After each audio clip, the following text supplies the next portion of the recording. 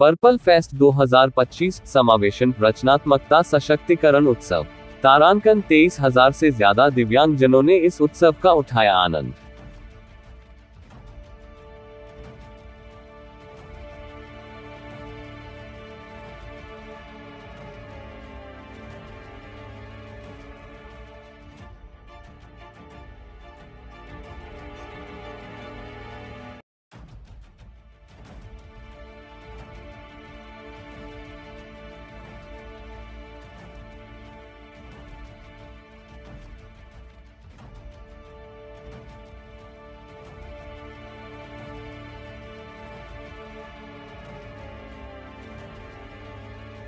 Purple fest Goa 2023 की शानदार सफलता के बाद भारत की माननीय राष्ट्रपति ने समावेशन और सुगमता के संदेश को और अधिक प्रभावी बनाने के लिए राष्ट्रपति भवन में इसी तरह के महोत्सव के आयोजन की कल्पना की।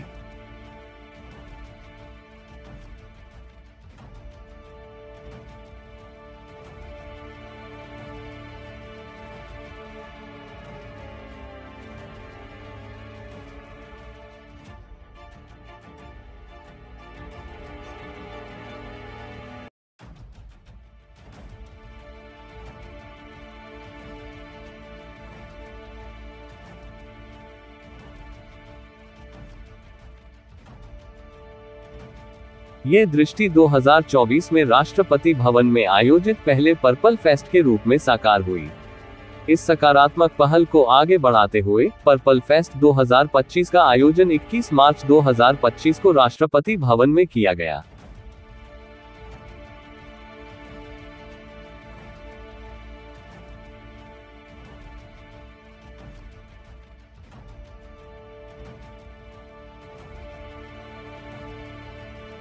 यह आयोजन पहले से भी बड़ा, बेहतर और अधिक समावेशी रहा। पर्पल फेस्ट 2025 में पूरे दिल्ली एनसीआर के साथ ही अन्य जगहों से करीबन 23,000 से अधिक दिव्यांगजन आए।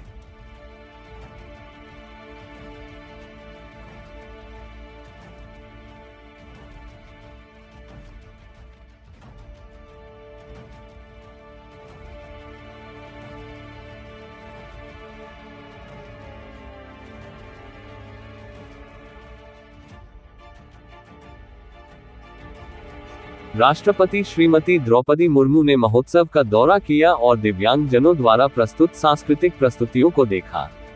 उन्होंने इस अवसर पर कहा कि वंचित वर्ग के प्रति संवेदनशीलता ही किसी देश या समाज की प्रतिष्ठा निर्धारित करती है।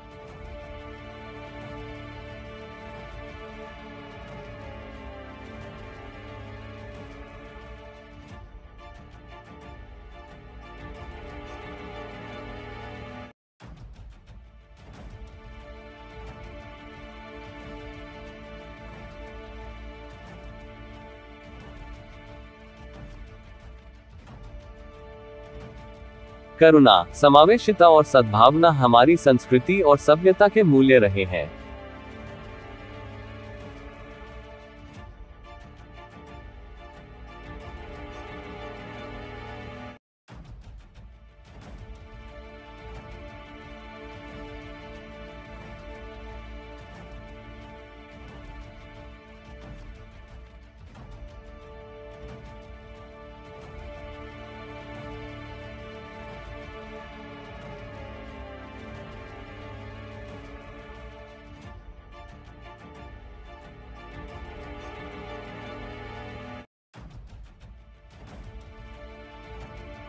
हमारे संविधान की प्रस्तावना में सामाजिक न्याय, समानता और व्यक्ति की गरिमा की बात कही गई है। पर्पल फेस्ट कार्यक्रम में माननीय केंद्रीय मंत्री डॉक्टर वीरेंद्र कुमार के उपस्थिति में अमेरिकन इंडिया फाउंडेशन द्वारा दी वर्स सर्टिफिकेशन फेलिसिटेशन सेरेमनी का आयोजन किया गया।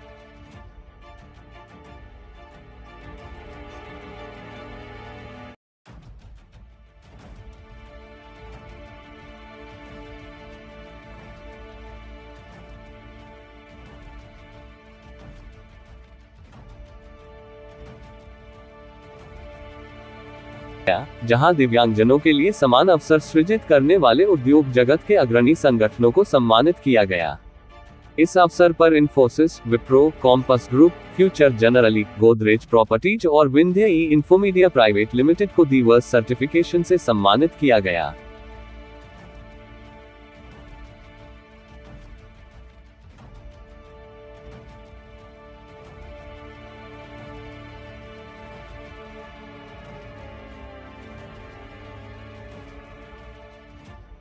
टेक महिंद्रा द्वारा द एबिलिटी नेटवर्क नामक पहल का लॉन्च किया गया, जिसका उद्देश्य समाधान प्रदाताओं और दिव्यांगजनों, उनके देखभाल करने वालों के बीच आसान पहुंच बनाने के लिए एक एकल नेटवर्क बनाना है।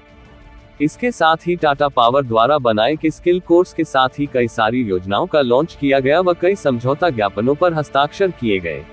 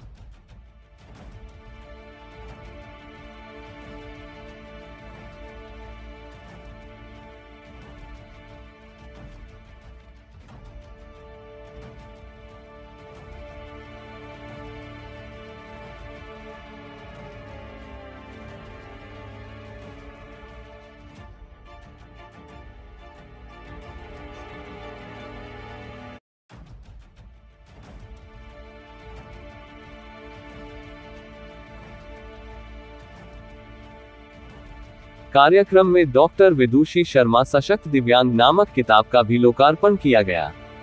पर्पल फेस्ट नामक इस समावेशी और आनंददायक उत्सव में विभिन्न गतिविधियां और अनुभव शामिल रहे।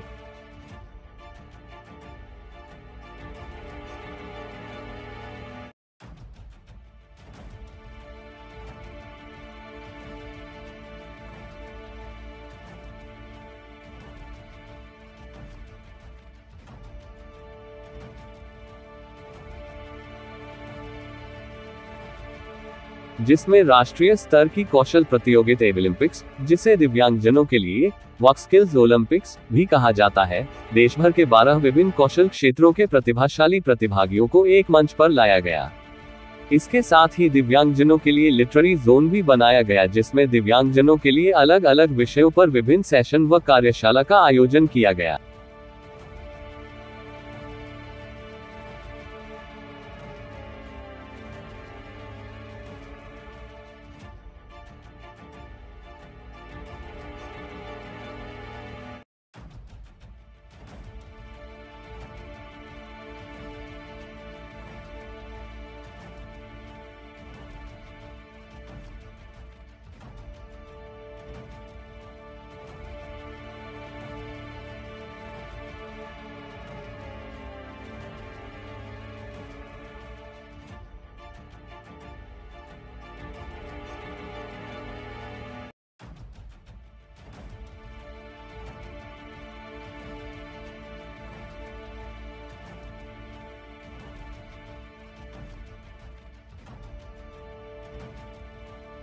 एक्सपीरियंस जोन में खेल, डांस वर्कशॉप और सांस्कृतिक प्रस्तुतियां हुई, जिन्होंने समावेशन को बढ़ावा दिया।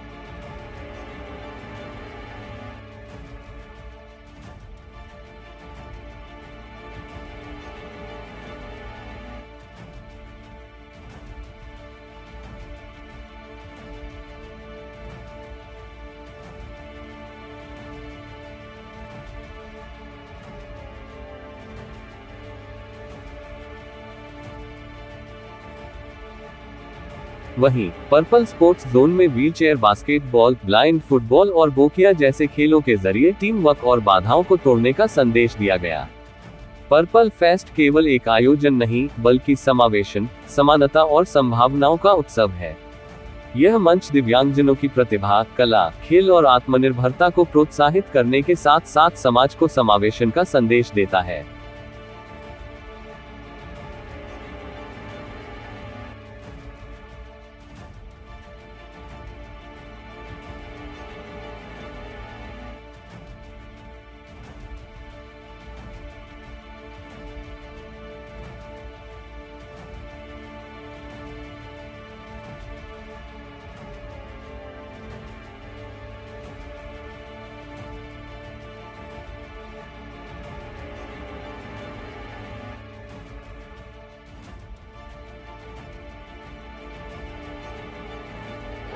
पर्पल फेस्ट का आयोजन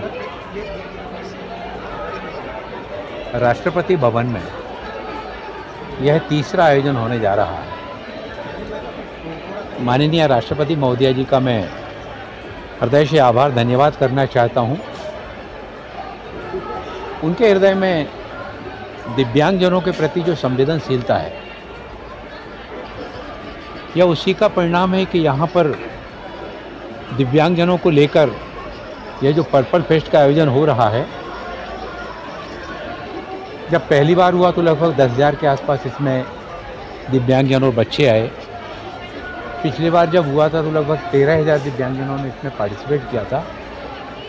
इस बार लगभग 60,000 लोगों ने पंजीयन कराया है और 25,000 से ज़्यादा दिव्यांगजनों के इस पर्पल फेस्ट में आज दिन भर के कार्यक्रम में भाग लेने की पूरी संभावना है। जिस तरह से आप देख रहे हैं, ऊर्जा से, उत्साह से भरपूर दिव्यांगजन न केवल यहाँ पर आ रहे हैं, इस आयोजन को सफल बनाने में लगभग 20 कंपनियों ने भी अपना योगदान दिया है। यह एक सुखद बात है, क्योंकि समाज के सहयोग के बगैर दिव्यांगजनों के प्रति जो हमारे कर्तव्य की भावना है, देश के प्रधानमंत्री आदरणीय नरेंद्र मोदी जी ने दिव्यांगजन अधिकार अधिनियम 2016 जो पारित किया, उसमें जहां दिव्यांगजनों के लिए जो दिव्यांगता की 7 श्रेणियां थीं उनको बढ़ाकर 21 किया गया था। सरकारी नौकरियों में भी आरक्षण 3% से बढ़ाकर 4% किया गया और स्कूलों में भी आरक्षण 3% से बढ़ाकर 5% किया गया था। सुगम्य भारत अभियान को भी आगे बढ़ाया गया। लेकिन यह काम अकेले केंद्र सरकार या राज्य सरकारों से अकेला नहीं होने वाला। इसमें राज्य सरकारों के साथ साथ सामाजिक संगठनों की और उद्यमता के साथ जुड़े हुए व्यवसायिक घरानों के सहयोग की भी इसमें आवश्यकता है।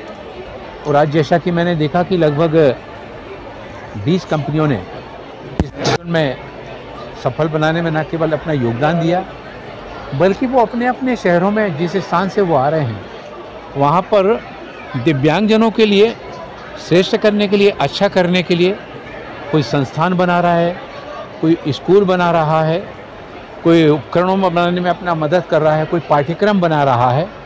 यह एक बहुत अच्छी शुरुआत है और मैं माननीय राष्ट्रपति जी को उनका भी एक बार फिर से हृदय से आभार धन्यवाद करना चाहता हूं कि इस पर्पल फेस्ट के आयोजन को यह जो स्थान उपलब्ध कराया गया, इससे दिव्यांगजनों के मन में एक विश्वास का भाव कि सरकार के साथ साथ माननीय प्रधानमंत्री जी के साथ साथ आदरणीय राष्ट्रपति महोदया जी का भी उनको जो स्नेह और आत्मीयता भरा सहयोग जो मिल रहा है, इससे दिव्यांगजनों के अंदर का आत्मविश्वास कई गुना बढ़ रहा है और हम अपने काम को आगे आने वाले समय में और भी ज़्यादा अच्छे ढंग से, प्रभावी ढंग से सामाजिक न्याय अधिकारिता मंत्रालय के साथ ही साथ अन्य सामाजिक संगठनों का, राज्य सरकारों का और कंपनियों का सहयोग लेते हुए इस तरह के पर्पल फेस्ट के आयोजन को देश के अन्य स्थानों पर भी करने की दिशा में हम लोग आगे कदम बढ़ाएंगे, ताकि ज़्यादा से ज़्यादा दिव्यांगजन इस तरह के आयोजन में भाग ले सकें और उन राज्यों के सामाजिक संगठनों का, व्यवसायिक घरानों का भी उसमें सहयोग जोड़ा जा सके। सर, एक सवाल जो मैं पूछना चाहूँगा कि ज़्यादा पहुँचे और ज़्यादा देशों से भी लोग आए। देखिए, अभी तो ये शुरुआत अपने देश में की गई है और जिस तरह से यहाँ पर ये प्रयास हुआ, गोवा में वहाँ की राज्य सरकार ने प्रयास किया था गोवा में पर्पल फेस्ट गेमों का आयोजन किया गया और उन गेमों में बढ़ चढ़ करके हमारे दिव्यांगजनों ने भाग लिया।